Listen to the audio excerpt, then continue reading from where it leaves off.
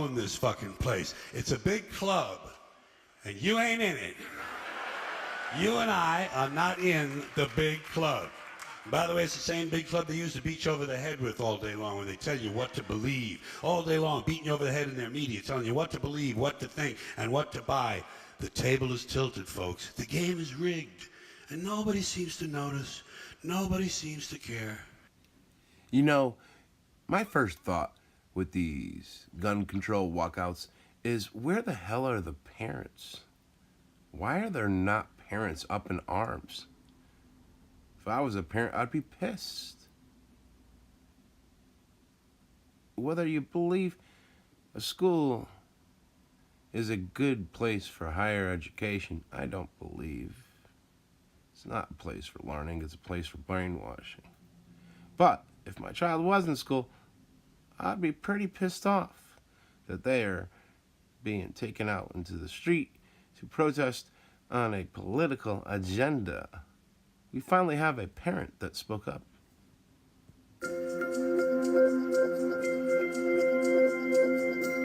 You're an adult, you're at school, you're supposed to teach my child. You don't influence my child in any which way. Okay? Democrat, liberal, Republican, want it out of the school system. Okay, I've already contacted a lawyer. Okay, I want to know who authorized these kids to go out and leave class. That's their choice. What do you mean that's their? They're sixth graders. I do not restrain sixth grade students if they chose to leave class. So if this wasn't a protest and this wasn't happening, you would let the kids leave? Somebody told the teacher if they want to go, they could go. Somebody told them that. If a student chose to leave, that might just... So you're telling me a 12-year-old could just walk out of the class? Sometimes they do. Why? You're the principal. You run this school. Correct? That is correct. So why can't you say, no, you can't leave your 12-year-olds and 13-year-olds, you can't go? Maybe someone else can answer it better. Who? I mean, who would that be? Yeah. Would be my supervisor? It would be my superintendent? Okay, then I want their names. I said my number one job is making sure our kids are safe. Then your job is to keep them in school and teach them. You know what, I'm going to sue the school district, okay? I already have a lawyer. So many times it has weighed heavy on me that we have done nothing about helping these patsies. We so often don't look into what's going on with them. Where are they? Are they in jail? Did they just become like another crisis actor? Do we really know what the situation is? Because we've seen a situation like Sirhan and the shooting of Robert Kennedy, where the Kennedy family actually hired an attorney to get Sirhan out of jail, but yet to this day, he still is in jail in California. So do we really know? Is Nicholas Cruz going to be in jail for the rest of his life for something he didn't do? Too many times have we not done enough to look into what's going on with these patsies, and that's sad. There are people that care out there. There are people that are pleading. But it's so few. So few. But there are some.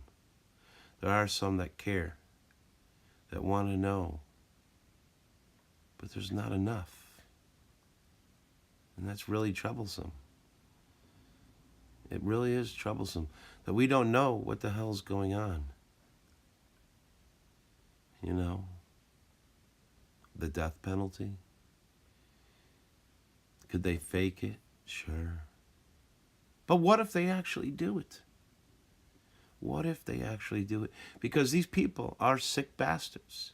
We know how evil these people are.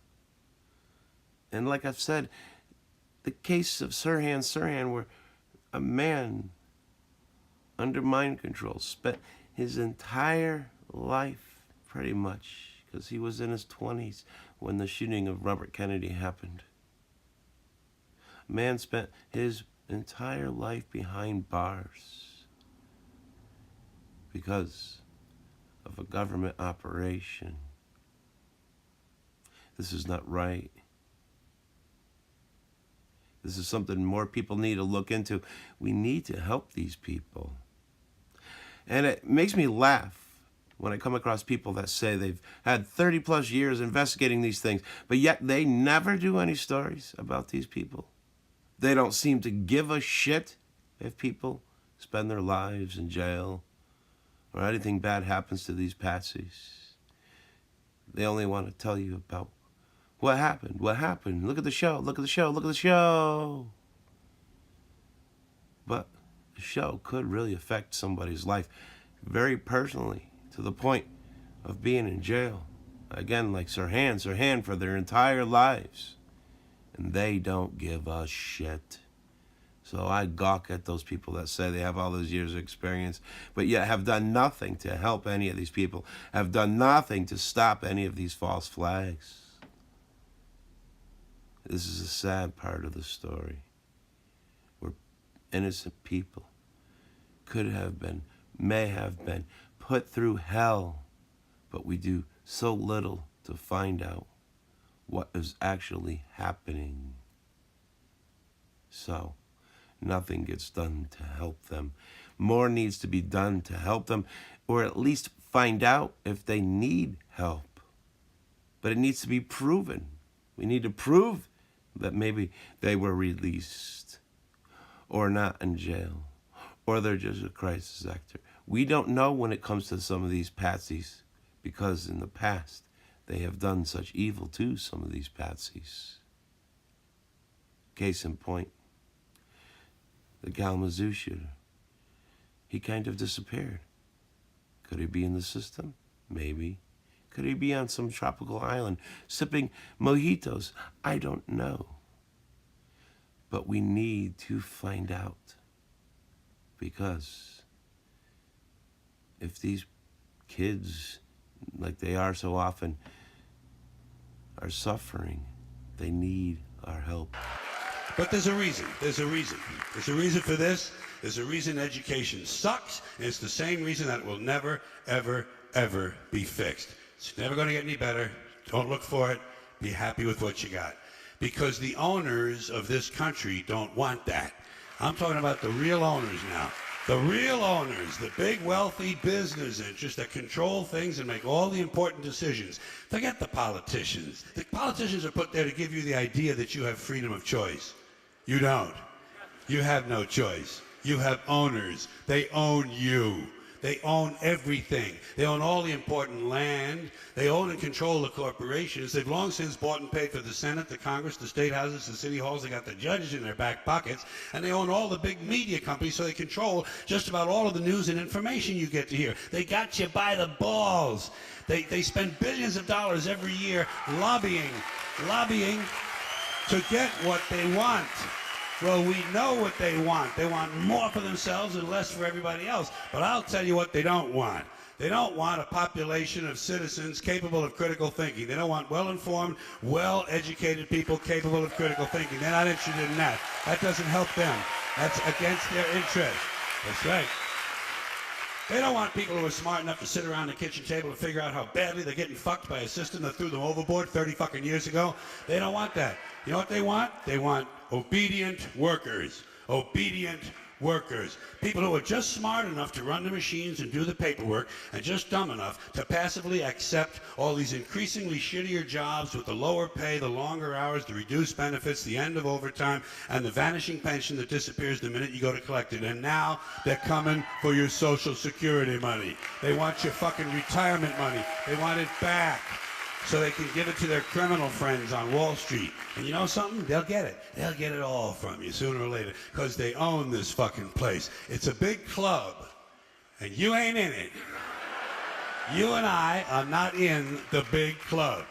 By the way, it's the same big club they use to beat you over the head with all day long, when they tell you what to believe. All day long, beating you over the head in their media, telling you what to believe, what to think, and what to buy. The table is tilted, folks. The game is rigged. And nobody seems to notice. Nobody seems to care. Good, honest, hard-working people, white collar, blue collar, doesn't matter what color shirt you have on. Good, honest, hard-working people continue. These are people of modest means. Continue to elect these rich cocksuckers who don't give a fuck about them.